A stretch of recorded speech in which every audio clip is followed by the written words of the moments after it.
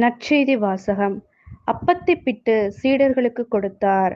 அவர்கள் இயேசுவை அடையாளம் கண்டு கொண்டார்கள். லூக்கா எழுதிய தூய நற்செய்தியிலிருந்து வாசகம். அதிகாரம் 24, இறை வசனங்கள் 13 முதல் 35. வாரத்தின் முதல் நாள் சீடர்களுள் இருவர் எருசலேமில் இருந்து ஏறத்தாழ 11 கிலோமீட்டர் தொலைவிலுள்ள ஓர் ஊருக்கு சென்று கொண்டிருந்தனர். அவ்வூரின் பெயர் எம்மாவு. அவர்கள் இந்நிகழ்ச்சிகள் அனைத்தையும் குறித்து ஒருவரோடு ஒருவர் உரையாடி கொண்டே சென்றார்கள். இப்படி அவர்கள் உரையாடி கொண்டும் வினவிக் கொண்டும் சென்றபோது இயேசு நெருங்கி வந்து அவர்களோடு நடந்து சென்றார். ஆனால் அவர் யார் என்று அறிந்து கொள்ள உணர முடியாதவாறு அவர்கள் கண்கள் மறைக்கப்பட்டிருந்தன. அவர் அவர்களை நோக்கி, வழி நெடுகிலும் நீங்கள் ஒருவரோடு ஒருவர் பேசிக் கொண்டிருப்பது என்ன என்று கேட்டார். அவர்கள் முகவாட்டத்தோடு நின்றார்கள்.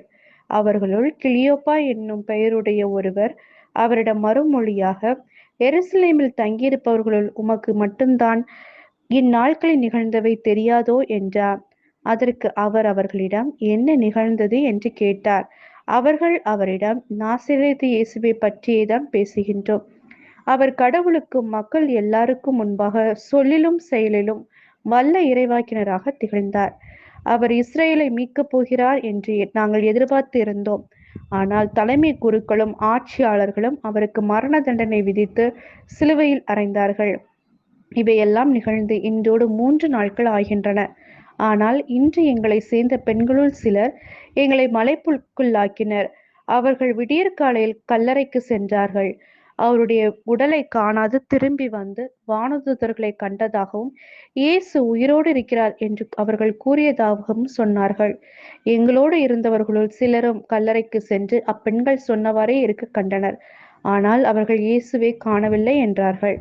இயேசு அவர்களை நோக்கி, அறிவிலிகளே, இறைவாக்கினர்கள் உரைத்த எல்லாவற்றையும் நம்ப இயலாத மந்த உள்ளத்தினரே, மெஸ்ஸியா தாம் மாட்சி அடைவதற்கு முன் இத்துன்பங்களை பட வேண்டும் அல்லவா என்றார். மேலும் மோசே முதல் இறைவாக்கினர் வரை அனைவரின் நூல்களிலும் தம்மை குறித்து எழுதப்பட்ட யாவற்றையும் அவர் அவர்களுக்கு விளக்கினார். அவர்கள் தாங்கள் போக வேண்டிய ஊரை நெருங்கி வந்தார்கள்.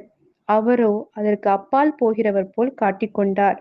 அவர்கள் அவரிடம், எங்களோடு தங்கும், ஏனெனில் மாலை நேரம் ஆயிற்று, பொழுதும் போயிற்று என்று கூறி கட்டாயப்படுத்தி அவரை இணங்க வைத்தார்கள்.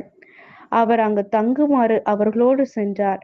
அவர்களோடு அவர் பந்தியில் அமர்ந்திருந்த போது அப்பத்தை எடுத்து கடவுளை போற்றி பிட்டு அவர்களுக்கு கொடுத்தார். அப்போது அவர்கள் கண்கள் திறந்தன. அவர்களும் அவரை அடையாளம் கண்டு கொண்டார்கள். உடனே அவர் அவர்களிடமிருந்து மறைந்து போனார். அப்போது அவர்கள் ஒருவரை ஒருவர் நோக்கி, வழியிலே அவர் நம்மோடு பேசி மறைநூலை விளக்கும் போது நம் உள்ளம் பற்றி எரியவில்லையா என்று பேசிக்கொண்டார்கள். அந்நேரமே அவர்கள் புறப்பட்டு எருசலேமுக்கு திரும்பி போனார்கள். அங்கே 11 பேரும் அவர்களோடு இருந்தவர்களும் குழுமியிருக்க கண்டார்கள்.